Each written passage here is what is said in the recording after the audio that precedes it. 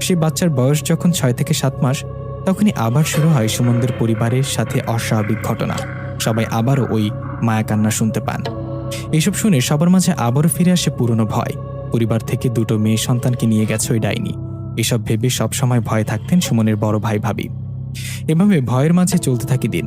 রাত হলে সেই বাচ্চাটিকে অনেক সাবধানে রাখা হয়। একদিন রাতের ঘটনা, মধ্যরাত সুমনের ভাই ভাবি ঘুমিয়েছিলেন।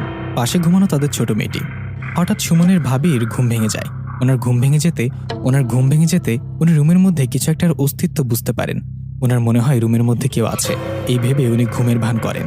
এভাবে বেশ কিছুক্ষণ চুপ করে শুয়ে থাকার পর সুমনের ভাবি দেখেন তাদের রুমের দরজা ভেদ করে একটা মেয়ের অবয়ব রুমে ঢুকলেন।